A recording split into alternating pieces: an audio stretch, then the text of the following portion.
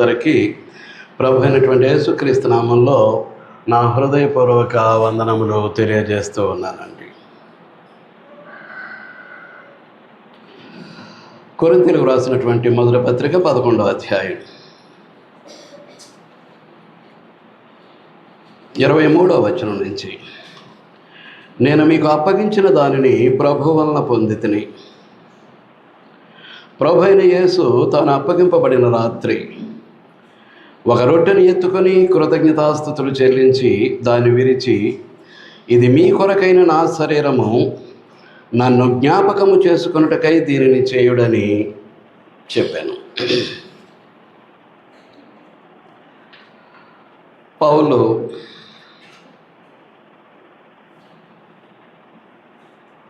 ఆచరిస్తున్నటువంటి పస్కా సమయంలో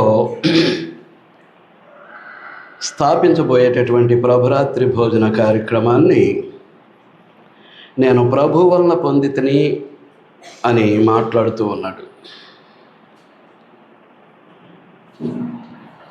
లూకా సువార్త 22వ అధ్యాయంలో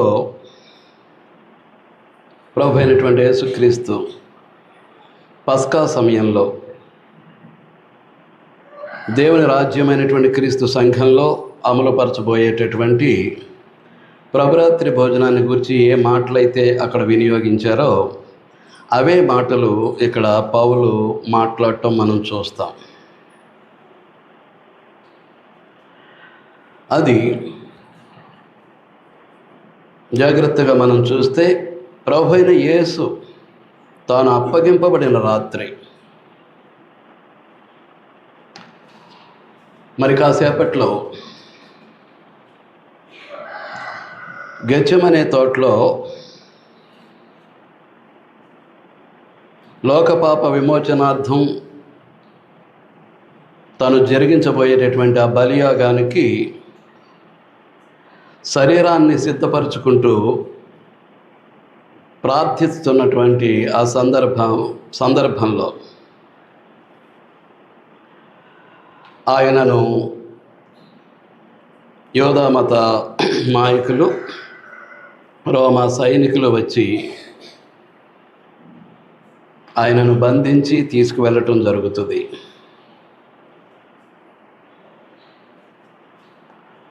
దాని కొరకు యోధామత విధానం యోధామతానికి ఉంది.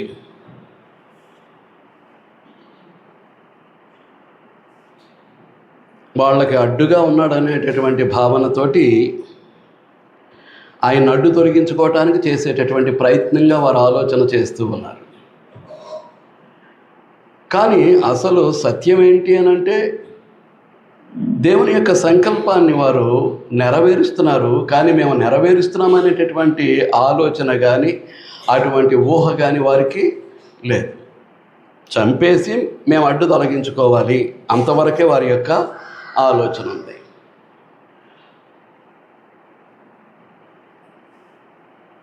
అయితే యూదుల యొక్క సహకారం రోమా సామ్రాజ్యానికి కావాలి.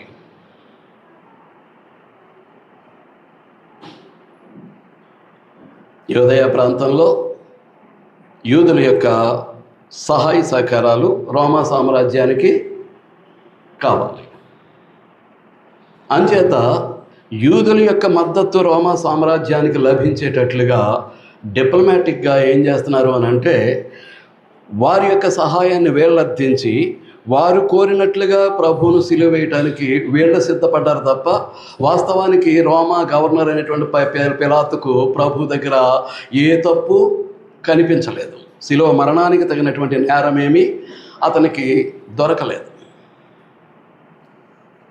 విడిచిపెట్టడానికి ప్రయత్నం చేశారు, కానీ యోధామత నాయకుల యొక్క ప్రోత్సాహంతో లంచాలు తీసుకున్న వారై సిలువ వేయమని కేకలు వేయటాన్ని బట్టి పిలాతు శిలువ మరణానికి ప్రభువును అప్పగించడం జరిగింది. లేకపోతే విడుదల చేయడానికి ప్రయత్నం చేశారు. కనుక సంగతిని మనం ఇక్కడ గుర్తించాల్సినటువంటి అవసరం ఉంది. ప్రభు అయిన యేసు తాను అప్పగింపబడిన రాత్రి ఒక రొట్టెను ఎత్తుకొని కృతజ్ఞతాస్తుతులు చెల్లించి దాన్ని విరిచి, ఇది మీ కొరకైన నా శరీరము. ఏం మాట్లాడుతున్నారు ఆయన? ఇది మీ కొరకైనటువంటి నా శరీరం. స్వార్థంతో ఆయన శరీర సుఖ సౌఖ్యాలు అనుభవించటానికి, శారీర సంబంధమైనటువంటి సంతోషాన్ని, ఆనందాన్ని అనుభవించటానికి ఆయన ఈ లోకంలో నరునిగా అవతరించలేదు. ఆయన ఈ భూమి మీద రక్తమాంసాలతో ఈ భూమి మీద జన్మించారు అని అంటే ఆయన చనిపోవటానికే పుట్టారు. అది దేవుని యొక్క ఉద్దేశ్యం, దేవుని యొక్క అనాది సంకల్పం.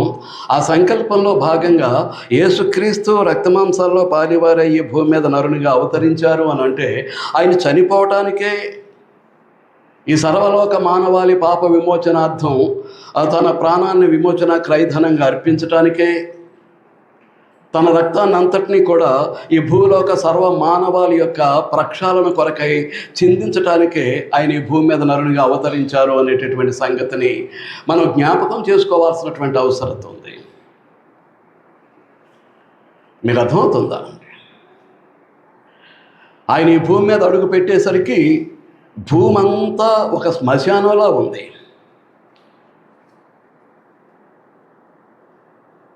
భూమి మీద ఉన్నటువంటి మనుషులందరూ మృతులై ఉన్నారు, చచ్చిన వారై ఉన్నారు. వృక్షాలకు, జంతువులకు ఎలాగైతే ప్రాణం ఉంటుందో ఆత్మ కలిగినటువంటి మనుషులు కూడా ఆ ప్రాణంతో శారీరకంగా బ్రతుకుతున్నారు తప్ప ఆత్మ సంబంధమైనటువంటి, ఆత్మకు అవసరమైనటువంటి జీవము లేనివారై ఉన్నారు. అది క్రీస్తు ప్రభు ఈ భూమి మీద అడుగు పెట్టేసరికి ఈ భూలోకం యొక్క స్థితి. అట్టి మృతలోకంలో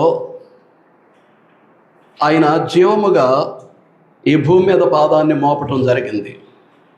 చూడండి, ఎఫెసీయులకు రాసిన పత్రిక 4వ అధ్యాయం.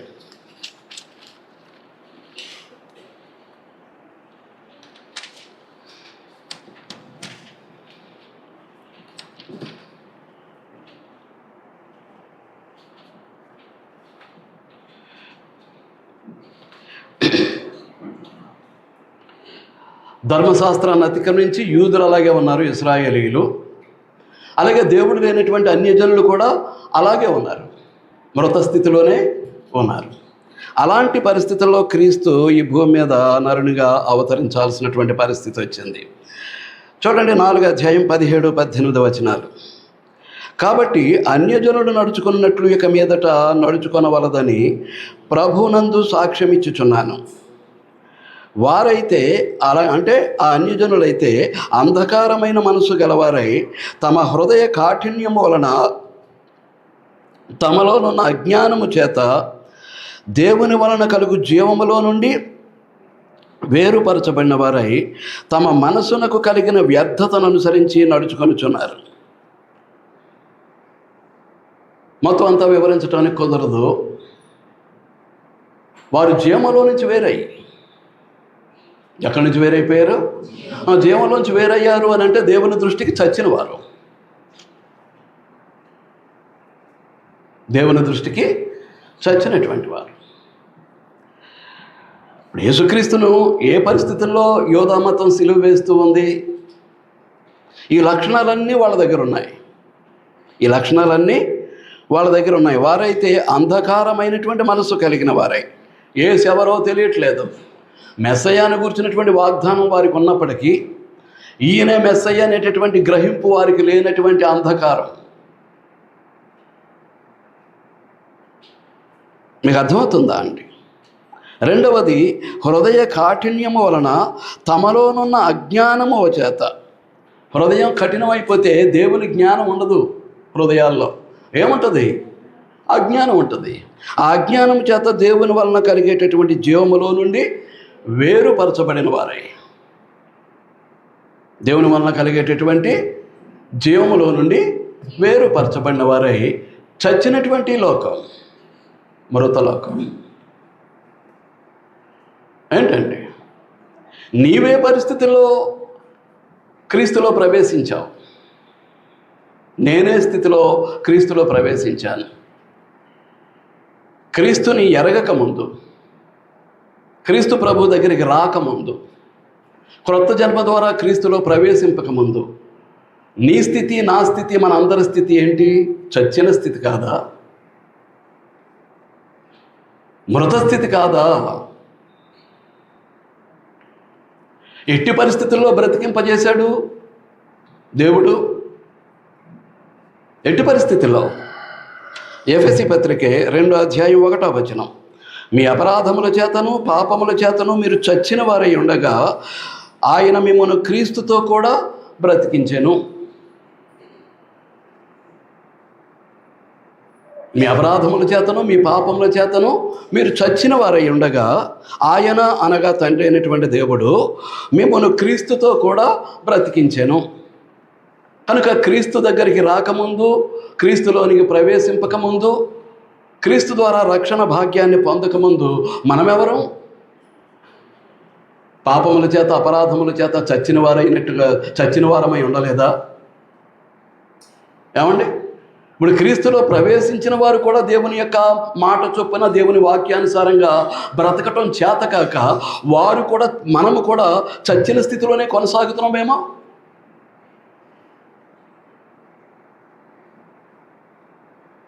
ఏంటంటే మనము కూడా చచ్చిన స్థితిలోనే కొనసాగుతున్నామేమో, దేవునికి వ్యతిరేకంగా, దేవుని మాట చొప్పున బ్రతకకుండా. అర్థమవుతుందా అండి? సార్దీసులో ఉన్నటువంటి క్రీస్తు ప్రభు యొక్క సంఘంతో ప్రభువు మాట్లాడుతూ ఏమని సెలవిస్తూ ఉన్నారో చూడండి. ప్రకటన గ్రంథం 3వ అధ్యాయం 1వ వచనం, సార్దీసులో ఉన్న సంఘపు దూతకు ఎలాగు వ్రాయము, 7 నక్షత్రములను దేవుని 7 ఆత్మలను గలవాడు చెప్పు సంగతులు ఏమనగా, నీ క్రియలను నేను ఎరుగుదును. ఏమనగా నీవు జీవించుచున్నావన్న పేరు మాత్రం ఉన్నది కానీ నీవు మృతుడవే.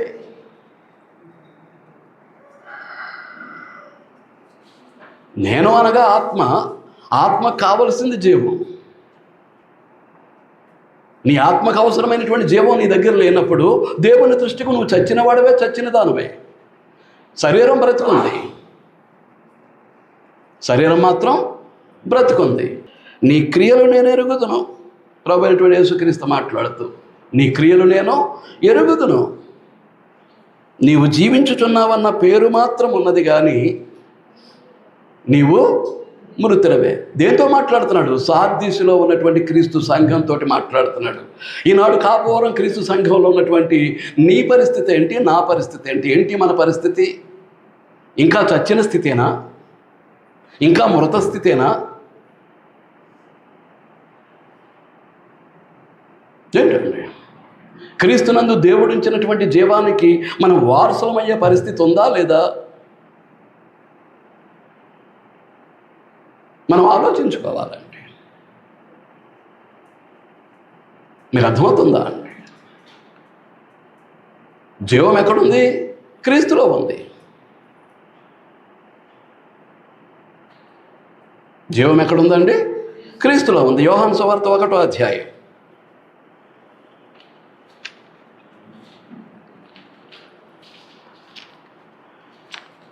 యోహాను సువార్త 1వ అధ్యాయం 4వ వచనం, ఆయనలో జీవం ఉండేను, ఆ జీవము మనుషులకు వెలుగై ఉండేను. లేకపోతే చచ్చిన స్థితే, చీకటి బ్రతికే.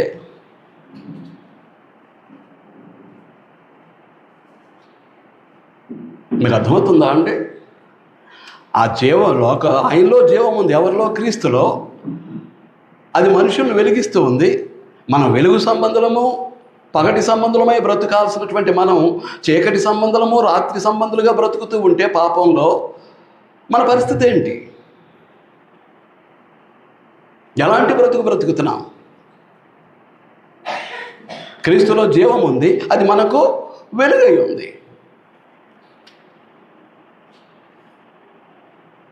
మీకు అర్థమవుతుందా అండి? కానీ అక్కడ ఉన్నటువంటి సమస్య ఏంటి? ఆ వెలుగు చీకటిలో ప్రకాశించుచున్నది కానీ చీకటి దానిని గ్రహింపకుండాను. ఇప్పుడు ఇదే స్థితిలో నేను బంధింపబడి ఉన్నానా సాతాను చేత? సాతాను యొక్క బంధకాల్లో పడి అదే పరిస్థితిలో నేనున్నానా? ప్రతి ఒక్కరూ ఆలోచించుకోవాల్సినటువంటి అవసరం ఉంది. నేనేమి, మీరేమి. కనుక ఇదే విషయాన్ని యోహాను రాసినటువంటి మొదటి పత్రిక 5వ అధ్యాయంలో మాట్లాడుతున్నాడు. చూడండి, యోహాను రాసినటువంటి మొదటి పత్రిక 5వ అధ్యాయం 11వ వచనం, ఆ సాక్ష్యం ఏదనగా దేవుడు మనకు నిత్య జీవమును దయచేశాను. పాపముల చేతను అపరాధముల చేతను దేవుని దృష్టికి చచ్చిన వారైనటువంటి మనలను తండ్రి అయినటువంటి దేవుడు క్రీస్తుతో కూడా మనలను బ్రతికించారు. ఎలాగూ అనంటే క్రీస్తులో జీవం ఉంది. దేవుడు మనకు జీవమును దయచేశాను. ఈ జీవము ఆయన కుమారుని అందున్నది. దేవుడు మనకు జీవాన్ని దయచేశారు. ఆ జీవం ఎక్కడుంది? ఎక్కడుందండి? ఆయన కుమారుడైనటువంటి యేసుక్రీస్తులో ఆయన కుమారుడైనటువంటి యేసుక్రీస్తులో అని అంటే ఆయన కుమారుడైనటువంటి యేసుక్రీస్తు యొక్క శరీరంలో, ఆయన కుమారుడైనటువంటి యేసుక్రీస్తు యొక్క శరీరము అని అంటే ఆయన కుమారుడైనటువంటి యేసుక్రీస్తు యొక్క సంఘంలో.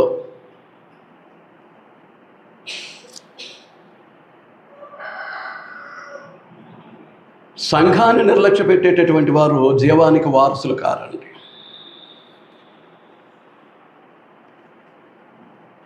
క్రీస్తునందు దేవుడించినటువంటి జీవానికి వారసులు కారు. మృతులుగానే, చచ్చిన వారిగానే వారి బ్రతుకు వెళుతూ ఉంటుంది ముందుకు. మీకు అర్థమవుతుందా అండి? ఏమంటాడు? దేవుడు మనకు నిత్య జీవమును దయచేశాను. ఈ జీవము ఆయన కుమారుని యందు ఉన్నది. దేవుని కుమారుని అంగీకరించి వాడు జీవము గలవాడు, దేవుని కుమారుని అంగీకరింపని వాడు జీవము లేనివాడే.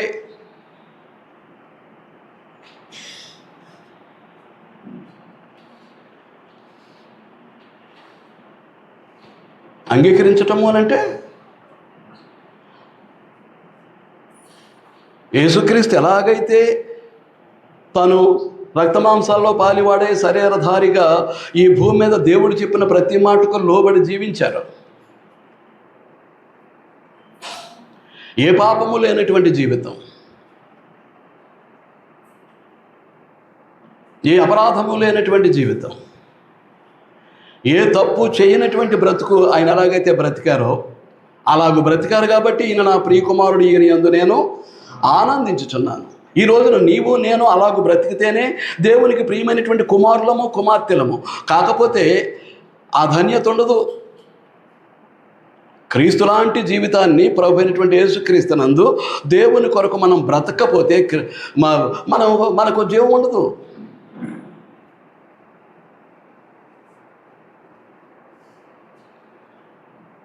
క్రీస్తునందు దేవుడు అనుగ్రహించినటువంటి జీవానికి మనం వారసులం కాలేము. అసలు నా జీవితాన్ని, నా బ్రతుకును దేవుడు అంగీకరిస్తున్నాడా లేదా అనేటటువంటి ఆలోచన లేదు.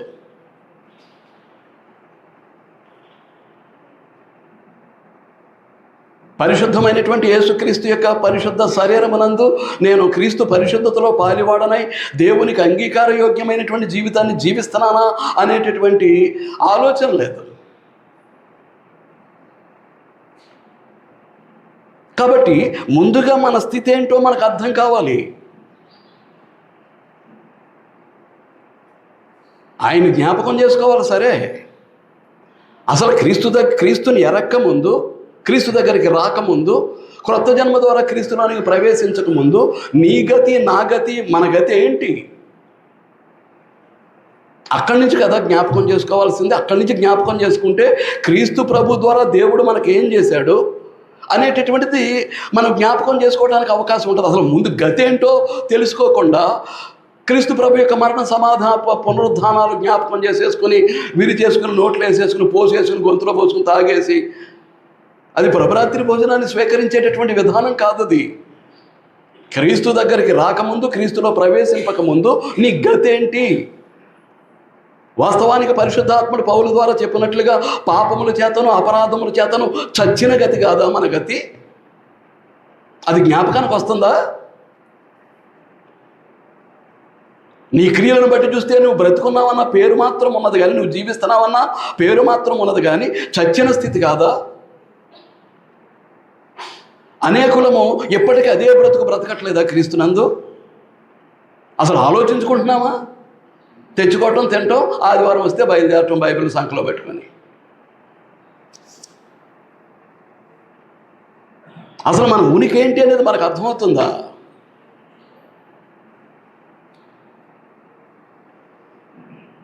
మీకు అర్థమవుతుందా?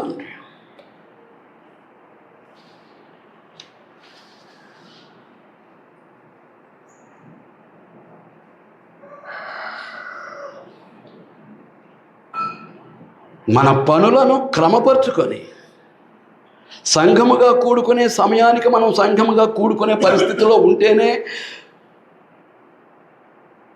దేవుని వలన మనకు పాప విమోచన, పాప క్షమాపణ, రక్షణ అనేది లభిస్తుంది. సంఘముగా కూడుకునే విధానాన్ని నిర్లక్ష్యం చేస్తూ మన ఇష్టం వచ్చినప్పుడు వచ్చి ఇష్టం లేనప్పుడు మానేసి మన అనుకూలంగామైనటువంటి వైఖరిని ప్రదర్శిస్తూ ఉంటే ఎలాగూ అంగీకరిస్తాడు దేవుడు? దేవునికి అంగీకారయోగ్యమైనటువంటి కుమారులుగా కుమార్తెలుగా ఎలా ఉంటాం మనం? ఎప్పుడైనా ఆలోచిస్తున్నామా? అసలు మన వాస్తవ పరిస్థితిని ఎప్పుడైనా జ్ఞాపకం చేసుకుంటున్నామా? నోట్లో పడేసుకునేటప్పుడు, గొంతులో పోసుకునేటప్పుడే క్రీస్తు ప్రభు యొక్క మరణ, సమాధి, పునరుద్ధానాలు కానీ అసలు అనుదిన జీవన విధానంలో ఈ విధంగా నేను రక్షింపబడ్డాను కదా, క్రీస్తు ప్రభు యొక్క మరణ, సమాధి, పునరుద్ధానాల ద్వారానే రక్షింపబడ్డాను కదా, ఆయన శరీరం నా కొరకు సిలువలో నలగొట్టబడింది కదా, ఆయన నా కొరకు సిలువలో బలైపోయాడు కదా, ఆయన చిందించినటువంటి ఆ పరిశుద్ధ రక్తంలోనే నా పాపాలు కడగబడ్డాయి కదా, క్రీస్తు యొక్క పరిశుద్ధ శరీరంలో పరిశుద్ధులుగా, నీతిమంతులుగా మలచబడ్డాం కదా, ఇది అనుక్షణము జ్ఞాపకం చేసుకునేటువంటి పరిస్థితిలో ఉన్నప్పుడు ఆదివారం ఒక్కసారి జ్ఞాపకం చేసుకుని నోట్లో పోసుకుని, గొంతులో పోసుకొని నమ్మిని మింగేసేస్తే అది ప్రభురాత్రి భోజనం ఎలాగవుతుంది?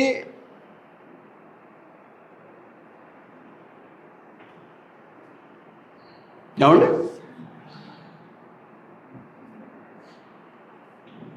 క్రీస్తు శరీరమైనటువంటి క్రీస్తు సంఘముగా కదా మనం కూడుకునేది. క్రీస్తు శరీరమైనటువంటి క్రీస్తు సంఘంగా కూడుకోవటాన్ని నిర్లక్ష్యం చేసి ఆ క్రీస్తు ప్రభు యొక్క శరీరాన్ని, రక్తాన్ని నేను తీసేసుకుంటాను అని అంటే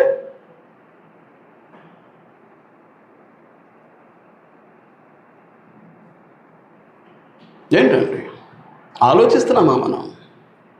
పూర్వపు స్థితి, మన స్థితి ఏంటో, మన గతి ఏంటో, క్రీస్తులోనికి ప్రవేశింపకముందు మన పరిస్థితి ఏంటో ఆ జ్ఞాపకం చేసుకోకుండా, దాని గురించి ఆలోచించకుండా కేవలం ఆదివారం మాత్రం క్రీస్తు ప్రభు యొక్క మరణ, సమాధి, పునరుద్ధానాలు అని అంటే ఎలాగ అంగీకారయోగ్యం అవుతుంది దేవునికి ఆ జీవితం? ఏమి జ్ఞాపకం చేసుకోవాలి క్రీస్తు దగ్గర? నీవు నేను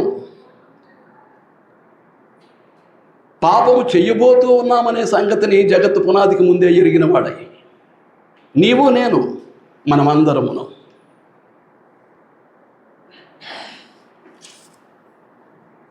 పాపము చెయ్యబోతూ ఉన్నాం, మరణ స్థితికి వెళ్ళబోతూ ఉన్నాం, పతనమైపోబోతున్నాం అనే సంగతిని జగత్తు పునాదికి ముందే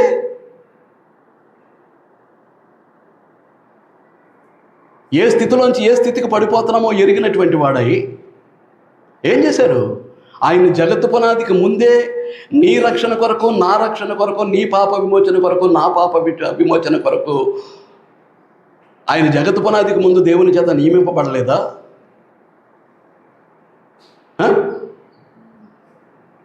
అది మన జ్ఞాపకం వస్తుందా? ఏంటంటే చూడండి, పేతురు పత్రిక, మొదటి పత్రిక, మొదటి అధ్యాయం.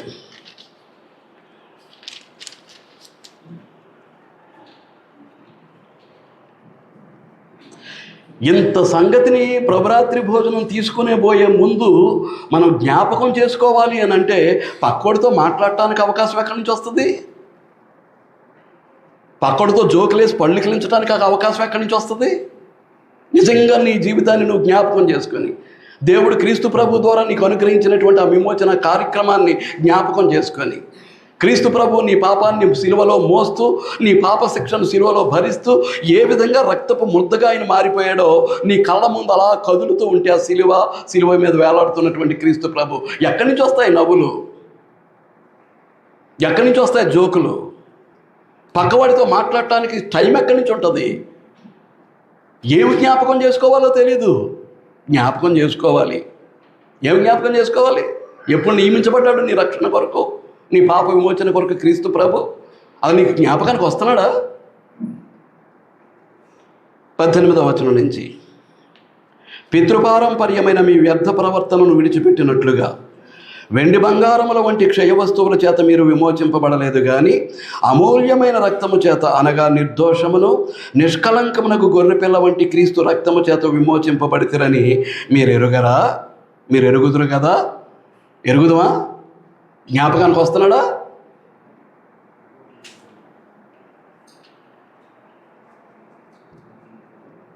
జ్ఞాపకానికి వస్తున్నాడా క్రీస్తు ప్రభు ఈ రూపంగా? ఆయన జగత్తు పునాది వేయబడక మునిపే నియమింపబడెను కానీ తన్ను మృతులలో నుండి లేపి తనకు మహిమనిచ్చిన దేవుని ఎదుట తన ద్వారా విశ్వాసులైన మీ నిమిత్తము కడవరి కాలమందు ఆయన ప్రత్యక్షపరచబడెను. కాగా మీ విశ్వాసమును నిరీక్షణయు దేవుని యందు ఉంచబడి ఉన్నవి. అది జరిగింది, జరగాల్సింది.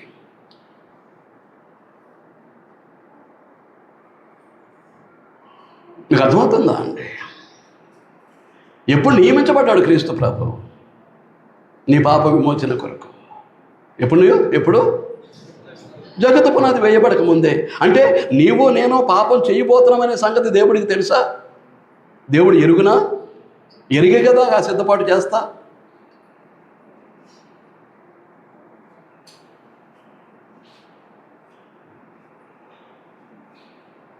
అసలు పాపం చేయాలనేది ఆయన యొక్క ఉద్దేశ్యం కాదు.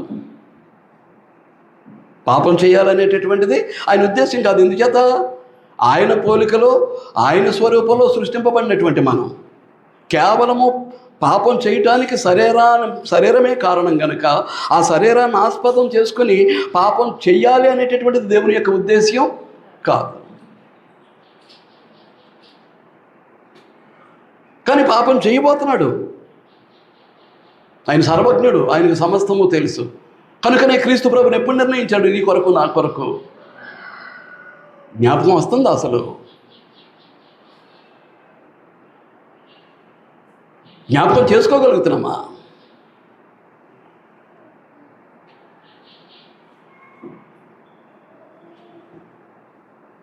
అర్థమవుతుందా అండి? ఈ రోజున దేవుని యొక్క నామాన్ని ఉచ్చరిస్తూ నోరారా తండ్రి అని పిలుస్తూ దేవుని యొక్క జ్ఞాన గ్రంథమైనటువంటి పరిశుద్ధ గ్రంథాన్ని, బైబిల్ను హస్తాభూషణంగా ధరించుకుని మనం తిరుగుతున్నాము అని అంటే ఎలాగొచ్చిందట ఆధిక్యత మనకు? ఎలా వచ్చింది? దేవుడు ఏం చేస్తే వచ్చింది?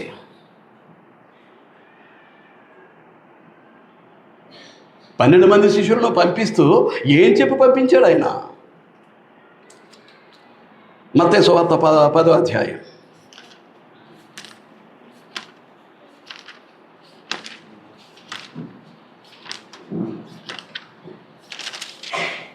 మత్తయి సువార్త 10వ అధ్యాయం 5వ వచనం నుంచి. యేసు ఆ 12 మందిని పంపుచు వారిని చూచి వారికి ఆజ్ఞాపించినదేమనగా, మీరు అన్యజనుల దారిలోనికి వెళ్ళకుడి, సమరయుల ఏ పట్టణములోనైనను ప్రవేశింపకుడు కానీ ఇశ్రాయేలు వంశములోని నశించిన గొర్రెల యొద్దకే వెళ్ళుడి, పరలోక రాజ్యము సమీపించి ఉన్నదని ప్రకటించుడి. మనకు చోటేది? నీకు నాకు చోటేది? ఎలా లభించింది ఇటు ఆధిక్యత? ఎలా దొరికింది ఇటు ధన్యత? ఎలా దొరికిందని నువ్వు జ్ఞాపకం చేసుకుంటున్నావు? అసలు బైబిల్ పట్టుకునే హక్కు ఉంది అసలు? ఇప్పుడు క్రీస్తు ప్రభు ఇక్కడ శిష్యులతో చెప్పినట్లుగా, దేవుని పనిని అప్పగిస్తూ వారికి ఆజ్ఞాపించినట్లుగా అదే నిబంధన కనుక కొనసాగితే, ఆ పాత నిబంధన మోషే ధర్మశాస్త్రం కనుక కొనసాగితే, ఈరోజు నీ గ్రంథాన్ని పట్టుకుంటే రాళ్లతో కొట్టి చంపుదురు ఇశ్రాయేలీయులు, యూదులు. రాళ్లతో కొట్టి చంపటమే. దేవుని యొక్క నామాన్ని ఉచ్చరిస్తే రాళ్లతో కొట్టి చంపటమే. అది మన స్థితి, మన గతి.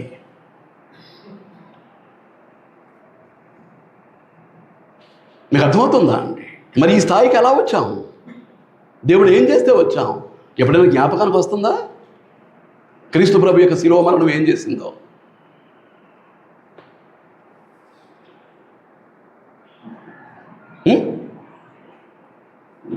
చూడండి, ఎఫెసీ పత్రిక 2వ అధ్యాయం.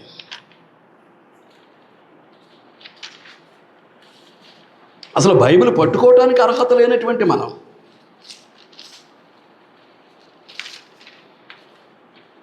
తండ్రి అని దేవుని యొక్క నామాన్ని ఉచ్చరించడానికి యోగ్యత లేనటువంటి మనం ఈ స్థాయికి ఎలా వచ్చాము? చూడండి 2వ అధ్యాయం 11వ వచనం నుంచి, కాబట్టి మునుపు శరీర విషయంలో అన్యజనులై ఉండి, ఏం మాట్లాడుతున్నాడో చూసుకోండి.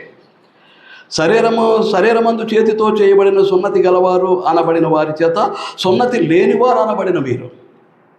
ఇశ్రాయేలీయులు అనేట దానికి గుర్తింపు ఏది అని అంటే పురుషులకు సున్నతి, స్త్రీలకు ఏ గుర్తింపు లేదు ధర్మశాస్త్రం కింద, పాత నిబంధన క్రింద.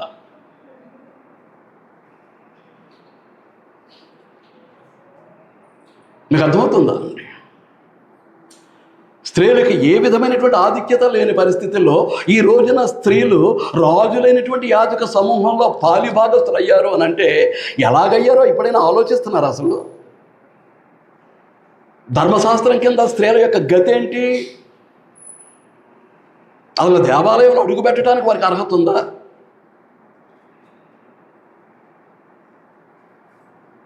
ఈ రోజున రాజులైనటువంటి యాజక సమూహంలో పాలిభాగస్తులు.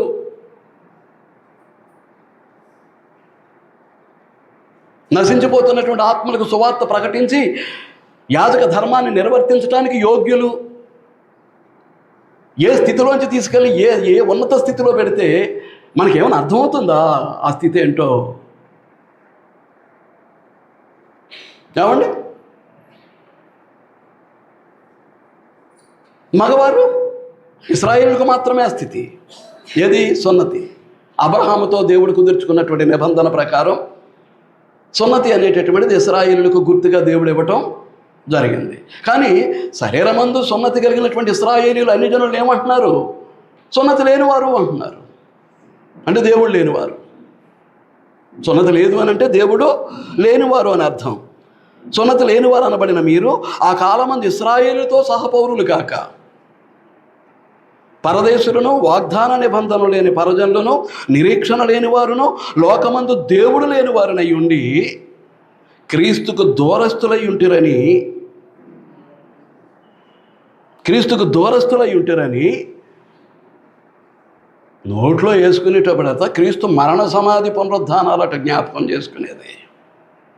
ఎప్పుడైనా గ్రంథం చదివే అలవాటు ఉందా? కానీ చదవమంటే వాడుగా తీసుకుని లోడ చదివేసి వెళ్ళిపోవటమేనా?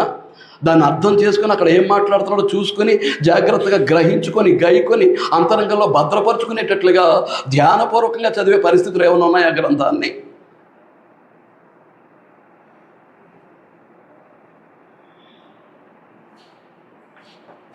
ఏంటండి?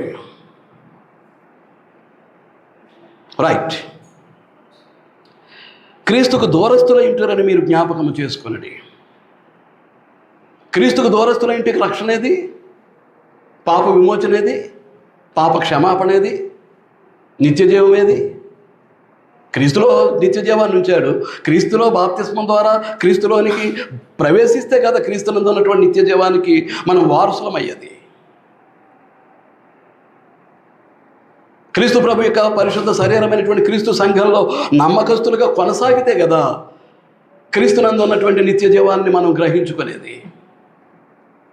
క్రీస్తు ప్రభు యొక్క పరిశుద్ధ శరీరంగా కూడుకుంటున్నటువంటి సంఘం అంతటితో కలిసి మనం పాలిభాగస్తులమై కూడుకుంటే కదా క్రీస్తునందు ఉన్నటువంటి నిత్య జీవానికి వారసులమయ్యేది. క్రీస్తు శరీరమైనటువంటి క్రీస్తు సంఘం అంటే లోకువా? ఆదివారం వస్తే చాలు అన్నాడట ఎక్కడో, మరి నాకు తెలీదు.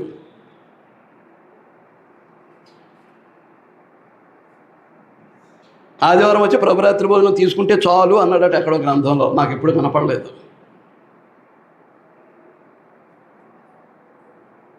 నాకు అనిపించిందల్లా కొందరు మానుకొనుచున్నట్టుగా సమాజముగా కూడుట మానక అనేదే కనిపించింది తప్ప సమాజంగా కూడుట మనకు ఎప్పుడు సంఘముగా కూడుకునే అవకాశం దేవుడు ఇచ్చాడో ఆ సమయంలో ఖచ్చితంగా సంఘముగా కూడుకోవాల్సినటువంటి అవసరం ఉంది. క్రీస్తు శరీరమైనటువంటి క్రీస్తు సంఘాన్ని నిర్లక్ష్య పెట్టేసి క్రీస్తు ద్వారా వచ్చేటటువంటి నిత్య జీవానికి, క్రీస్తునందు ఉన్నటువంటి నిత్య జీవానికి నేను వారసులను అయిపోతాను అని అంటే ఎలాగా? హౌ?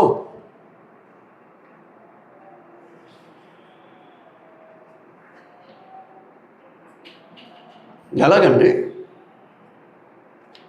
రైట్, ముందుకు వెళుతున్నాను. జ్ఞాపకం చేసుకున్నది.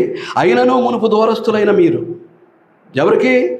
దేవుని ప్రజలైనటువంటి ఇశ్రాయేలుకు దూరస్తులు, దేవునికి దూరస్తులు. దూరస్తులైనటువంటి మీరు ఇప్పుడు క్రీస్తు యేసునందు క్రీస్తు రక్తము వలన దాన్ని కాపాడుకోగలుగుతున్నామా? That is my question. క్రీస్తు యేసునందు ఆయన రక్తం వలన ఏమయ్యాం?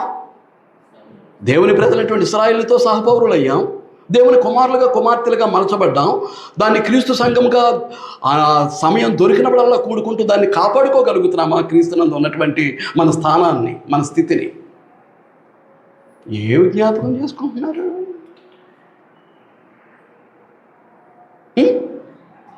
ఏంటండి?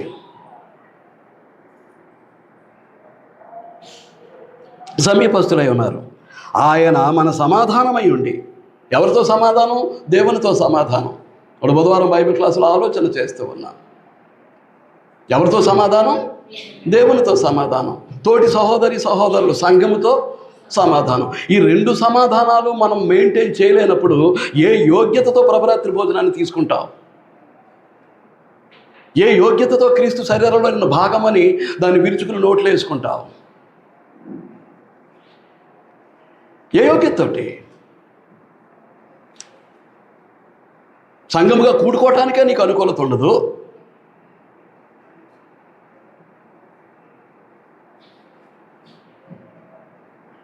అరే, నేను ప్రార్థనలో ఉన్నాను, ఇప్పుడు ఫోన్లో నీతో మాట్లాడలేను.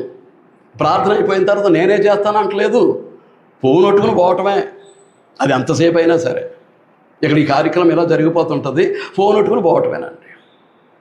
ఏం విశ్వాసం అది? దేవుడు మెచ్చుతాడు అట్టి విశ్వాసాన్ని?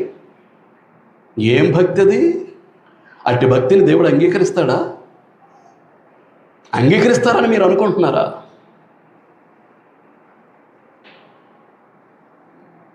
నీకు దేవుడి కంటే, ప్రభు అయినటువంటి యేసుక్రీస్తు కంటే వాడు ఎవడో ఎక్కువైపోయాడు.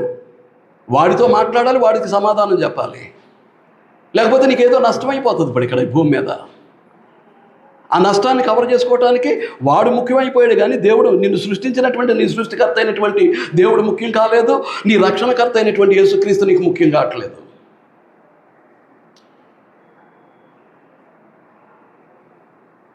ఏం విశ్వాస భక్తి జీవితం అండి అది?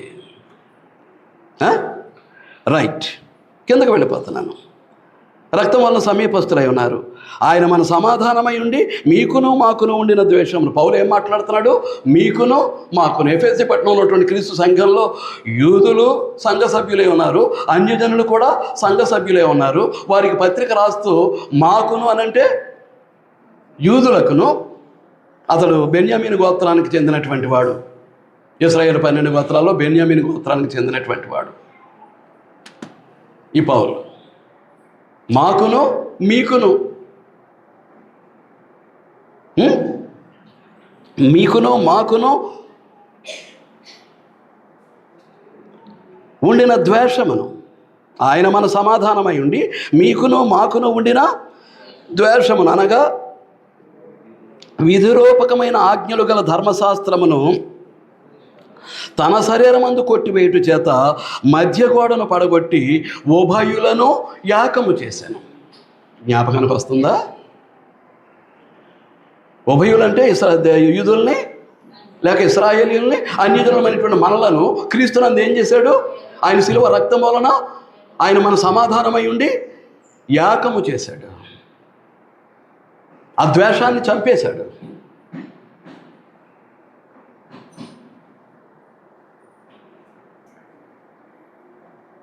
అట్లు సంధి చేయొచ్చు, ఇద్దరిని తన యందు ఒక్క నూతన పురుషునిగా సృష్టించి. ఇద్దరిని అంటే అటు యూదుల్ని ఇటు అన్యజనుల్ని క్రీస్తునందు ఒక్క నూతన పురుషుడు. ఎవరా నూతన పురుషుడు? క్రైస్తవుడు. అసలు మనలను తనకు కుమారులుగా కుమార్తెలుగా స్వీకరించడానికి దేవుడు ఏం చేశాడో జ్ఞాపకానికి వస్తుందా? విరుచుకుని నోట్లో పడేసుకోవటమేనా?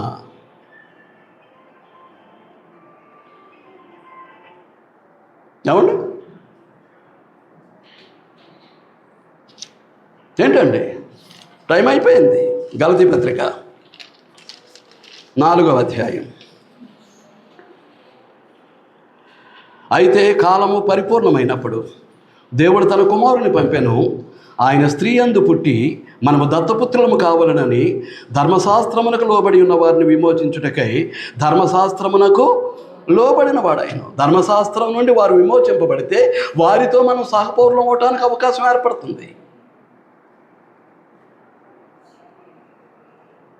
ఇశ్రాయేలుతో మనం సహపౌరులం అవటానికి అవకాశం ఏర్పడుతుంది. ఇశ్రాయేలుతో సహపౌరులు కాకుండా, అబ్రహాం సంతానము కాకుండా మనం క్రైస్తవులము కాలేము, పరలోకానికి వారసులము కాలేము.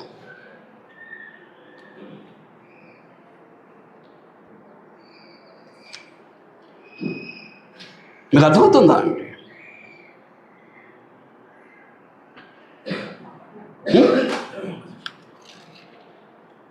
కొలస్సీ పత్రిక 2వ అధ్యాయం. ఏ ఒక్కడు ధర్మశాస్త్రాన్ని నెరవేర్చలేడు ఈ భూమి మీద ఉన్నటువంటి వాడు ఎవడను. పౌలుతో సహా ఎవరు నెరవేర్చినటువంటి వారు కారు. అలాంటి పరిస్థితుల్లో ఎవరు నెరవేర్చారు? యేసుక్రీస్తు తన శరీరంలో ధర్మశాస్త్రాన్ని అంతటినీ నెరవేర్చారు ఆయన. అది మత్తయి సువార్త 5వ అధ్యాయం 17-18 వచనాల్లో మనకు కనిపిస్తూ ఉంటుంది. నేను కొట్టివేయటకు రాలేదు, నెరవేర్చడానికి వచ్చాను. కానీ అది నెరవేరు వరకు అందులోంచి ఒక సున్న కానీ పొల్లు కానీ పోదని అక్కడ హెచ్చరించడం జరిగింది. ఎంత నేర్చుకున్న తర్వాత కూడా నీ ఇష్టానుసారంగానే సంఘంగా కూడుకోవటానికి వస్తే ఎంత శాపగ్రస్తుడివో, ఎంత శాపగ్రస్తురాలివో ఒక్కసారి నీ ఆత్మ సంబంధమైనటువంటి జీవితాన్ని గురించి ఆలోచన చేయి. 13-15 వరకు కలిపేశాడు 2వ అధ్యాయం కొలస్సీ పత్రిక. మరియు అపరాధముల వలనను శరీరమందు సున్నతికి పొందకయుండుట వలనను మీరు మృతులై ఉండగా. సున్నతి పొందిన వారు ఎవరు? మనమేగా. మృతులై ఉండగా దేవుడు వ్రాతరూపకమైన ఆజ్ఞల వలన మన మీద రుణముగాను మనకు విరోధముగా ఉండిన పత్రమును మేకులతో సిలువకు కొట్టి, ధర్మశాస్త్రాన్ని అంతటినీ ఆయన నెరవేర్చాడు కాబట్టి ఆయన శరీరాన్ని దేంతో పోలుస్తున్నాడు? ఒక పత్రముతో పోలుస్తున్నాడు.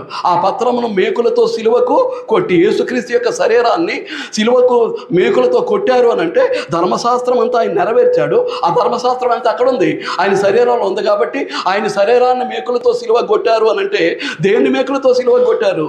ధర్మశాస్త్రం అనేటువంటి పత్రాన్ని మేకులతో సిలువకు కొట్టారు. కొట్టి ఏం చేశారు? పత్రమును మేకులతో సిలువకు కొట్టి దాని మీద చేవురాతను తుడిచివేసి మనకు అడ్డము లేకుండా ఎత్తివేసి మన అపరాధములన్నింటినీ క్షమించి ఆయనతో కూడా మిమ్మల్ని జీవింపజేసిన. ఇది జరుగుతా. ఏమి జ్ఞాపకం చేసుకుంటున్నారు? ఏమి జ్ఞాపకం చేసుకుని ప్రభురాత్రి భోజనాన్ని స్వీకరిస్తున్నారు?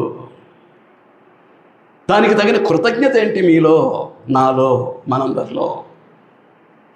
ఇంత చేసాడని జ్ఞాపకం చేసుకున్నాం. మనం చూపే కృతజ్ఞత ఏంటి?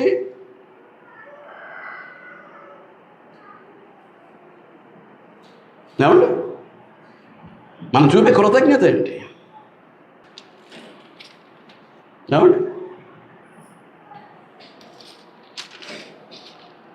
3వది ఇప్పుడు 2 చెప్పాను, జ్ఞాపకం చేసుకోవాలి. 3 1 క్రీస్తుని ఎరక్కముందు, క్రీస్తు దగ్గరికి రాకముందు, క్రొత్త జన్మ ద్వారా క్రీస్తులోకి ప్రవేశింపకముందు నీ గతి ఏంటో, ఆ పాపముల చేతను అపరాధముల చేత చచ్చిన స్థితి ఏంటో నువ్వు జ్ఞాపకం చేసుకోవాల్సినటువంటి అవసరం ఉంది.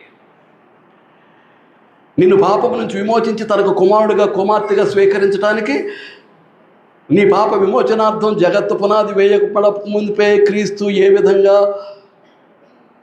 మన కొరకు బలియాగం చేయటానికి దేవుని చేత నిర్ణయించబడ్డాడో జ్ఞాపకం చేసుకోవాల్సినటువంటి అవసరం ఉంది. 3వది, మనం అన్యజనులు. దేవుని పేరు ఎత్తటానికి కానీ, గ్రంథాన్ని తాకటానికి కానీ అర్హత లేనటువంటి మనలను అర్హులుగా చేయటానికి, యోగ్యులుగా చేయటానికి ఏం చేశాడు? ధర్మశాస్త్రాన్ని నెరవేర్చే బాధ్యతను ఆయనకు అప్పగించి, అది నెరవేరు వరకు అందులోంచి సున్న కానీ పొల్లు కానీ పోదు. ఎవరు నెరవేరుస్తారు?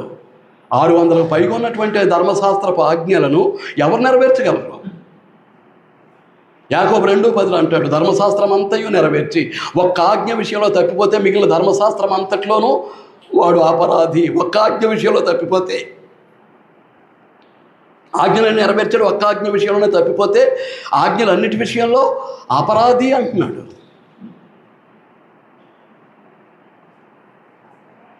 యూత్ క్లాస్లో పిల్లలతో కూడా అదే మాట్లాడుతున్నా. అప్పుడు మీకు అర్థమవుతుందా అండి? అలాంటి ధర్మశాస్త్రాన్ని ఎవరు నెరవేర్చగలరు? ప్రభు ఒక్కరే నెరవేర్చగలరు. ఆయన నెరవేర్చి ఇశ్రాయేలుతో మనలను సహపౌరులు చేసి వారితో మనకు సమాధానాన్ని ఇచ్చి, వారేమి మనమేమి, ఒక్క నూతన పురుషుడు క్రైస్తవుడు, యోధా క్రైస్తవుడు, అన్య క్రైస్తవుడు, there is no any differentiation. ఏ తేడా? క్రైస్తవుడు దట్స్ ఆల్, అంతే. నువ్వు యూదుడువా అన్యుడువా? ఇప్పుడు భారతదేశంలో ఉంటున్న కుల వ్యవస్థలో నువ్వు ఏ కులానికి చెందిన వాడవు, ఏ కులానికి చెందిన దానవు, ఇవన్నీ కూడా ఏం చేశాడు అన్నమాట? ఏం చేశాడు? ఇది కుల వ్యవస్థను వేళ్లతో సహా పెకలించడానికి ఇదే నాంది. అది క్రీస్తునందు మాత్రమే, క్రీస్తు సంఘంలోనే మాత్రమే జరిగేటటువంటి కార్యక్రమం. క్రీస్తు శరీరానికి బయట అట్టి స్థితి లేనే లేదు, ఉండటానికి అవకాశం లేదు. దేవుని రాజ్యంలో క్రీస్తు ప్రభు యొక్క పరిపాలన క్రింద మాత్రమే ఇట్టి ఐక్యత సాధ్యం. క్రీస్తు శరీరానికి వెలుపలట్టి స్థితి లేదు. మీకు అర్థమవుతుందా అండి? అది మూడవది అయిపోయింది. నాలుగవది ఏంటి అని అంటే, చూడండి, కొన్ని మాత్రమే చెప్తాను, అన్నీ చెప్పడానికి కుదరదు.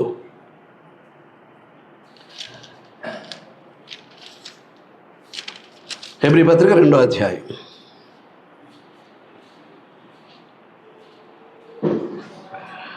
9వ వచనం. దేవుని కృప వలన ఆయన ప్రతి మనుష్యుని కొరకు మరణము అనుభవించినట్లు దేవదూతల కంటే కొంచెము తక్కువ వాడుగా చేయబడెను.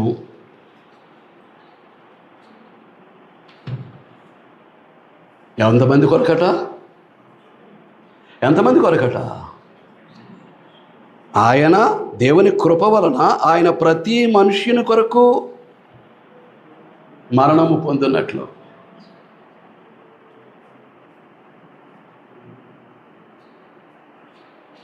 ఈ భూమి మీద ఎన్ని కోటాను కోట్ల మంది అయితే ఉన్నారో, ఆ కోటాను కోట్ల మందిలో ఉన్నటువంటి ప్రతి పురుషుడికి, ప్రతి స్త్రీకి, ఈ భూగోళం మీద మనిషిగా బ్రతికే ప్రతి ఒక్కరికి క్రీస్తు ప్రభు యొక్క మరణంతో సంబంధం ఉంది.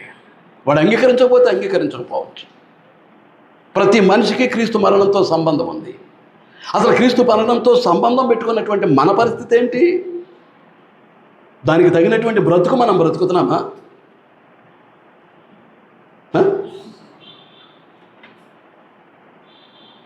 ఆయన ప్రతి మనుష్యుని కొరకు మరణించడానికి భూమి మీద నరునిగా అవతరించారు. నిరంతరం కూడా పరలోకంలో తండ్రితో పాటు కోట్లాది దేవదూతల చేత మహిమను పొందేటటువంటి క్రీస్తు ప్రభు ఈ రోజున నీ కొరకు నా కొరకు సిలువలో బలైపోవటానికి, నీ పాపాన్ని నా పాపాన్ని సిలువలో మోయటానికి, నీ పాప శిక్షను నా పాప శిక్షను సిలువలో భరించడానికి ఏ దేవదూతల చేత అయితే ఆయన మహిమపరచబడ్డాడో ఆ దేవదూతల కంటే కొంచెం తక్కువ వాడిగా చేయబడి రక్తమాంసాలతో పాలిభాగమై ఈ భూమి మీద నరునిగా. నీకేం కనిపిస్తుంది అంటున్నాను? అసలు ఏం కనిపించి క్రీస్తు సంఘ సభ్యురాలివి అయ్యావు? ఏం చూసుకొని దేవుని సన్నిధికి వస్తూ ఉన్నావు? ఏం చెల్లిస్తే కృతజ్ఞత అవుతుంది తండ్రి అయిన దేవునికి కానీ, ప్రభు అయినటువంటి యేసుక్రీస్తుకి కానీ? ఏమి ఇవ్వటానికి వస్తున్నావు ఇక్కడికి? ఏ దేవదూతలైతే ఆయన నిత్యము మహిమపరుస్తూ గాన ప్రతిగానాలు చేశారో పరలోకంలో, దాన్ని అంతటి ద్వారా మహిమను పొందినటువంటి క్రీస్తు ప్రభు నీ కొరకు నా కొరకు దేవదూతల కంటే కొంచెం తక్కువ వాడిగా తగ్గించుకుని. అర్థమవుతుందా? ఏం కోల్పోయాడో నీ రక్షణ కొరకు, ఏ స్థాయిని